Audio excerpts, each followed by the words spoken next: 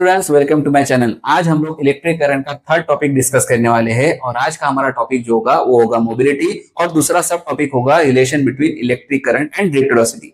तो सबसे पहले हम लोग बात कर लेते हैं कि मोबिलिटी होता क्या है। मोबिलिटी क्या होता है ये समझाने के लिए एक एग्जांपल है कि चलो मान लो आपके पास एक पूरा का पूरा कंडक्टर है और उस कंडक्टर के अंदर में इलेक्ट्रॉन्स मूव कर रहे हैं।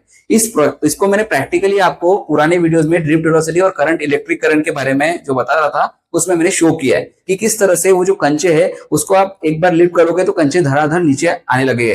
पर यहाँ पे वो चीज नहीं है कि यहाँ पे हम लोगों को इस पार्ट में बात करनी है कि जो इलेक्ट्रॉन्स है इनका मोशन कैसे हो रहा है, क्योंकि ड्रिफ्ट वेलोसिटी में हम लोगों ने सिर्फ ये देखा कि उनका एवरेज स्पीड क्या होता है। पर ये एवरेज स्पीड ज्यादा कब रहेगी जब ये इलेक्ट्रॉन्स एक दूसरे को बिना टकराए ज्यादा देर तक ट्रेवल कर पाएंगे। और ये जो टाइम ड्यूरेशन है इसी को रिलैक्सेशन टाइम भी कहते हैं।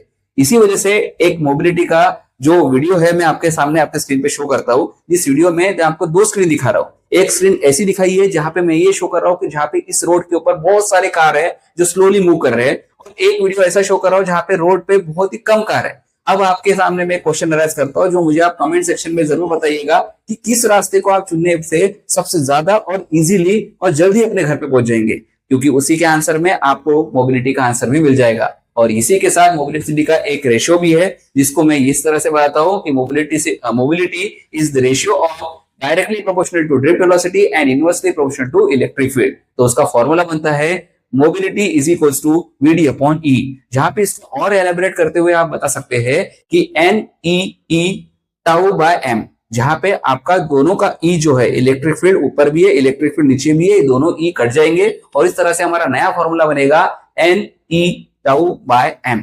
जहां पे आप ये देखते हो कि जितना ज्यादा मास ऑफ इलेक्ट्रॉन कम रहेगा उतना ज्यादा आपकी स्पीड जो हो जाएगी वो बढ़ जाएगी, और जितना मास ऑफ इलेक्ट्रॉन बढ़ेगा उतना ही मोबिलिटी की स्पीड यानी मोबिलिटी कम हो जाएगा। और दूसरी बात, वेलोसिटी के ऊपर तो मोबिलिटी डायरेक्टली रिलेट ही करता है।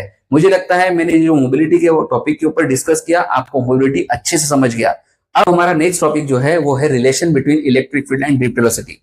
क्या होता है कि हम लोगों ने कर इलेक्ट्रिक फील्ड के बारे में देख लिया कि इलेक्ट्रिक फील्ड जितना आप बढ़ाओगे उतना ज्यादा आपकी ड्रिफ्ट वेलोसिटी भी बढ़ेगी, और it is show by this relation, क्योंकि इस रिलेशन में आपको ये शो मिलेगा कि यहाँ पे करंट के वैल्यू के साथ आपका जो ड्रिफ्ट वेलोसिटी है वो डायरेक्टली प्रोपोर्शनल होता है। अब इसको हम लोग कैसे समझते हैं, तो मान लो आपकी स्क्रीन पे मैं क्या करूंगा, एक वायर दे दूंगा, उस वायर में बहुत सारे इलेक्ट्रॉन्स ट्रेवल कर रहे हैं ये भी शो करूंगा। इस वायर की थिकनेस के ऊपर ड्रिफ्ट वेलोसिटी डिपेंड करेगी, क्योंकि जितनी ज्यादा आपकी वायर की थिकनेस होगी उतना ज्यादा उसमें इलेक्ट्रॉन्स एकोमोडेट हो सकेंगे, और जितना ज्यादा आपका वायर का लेंथ बड़ा रहेगा उतना ज्यादा करंट भी ट्रेवल हो पाएगा।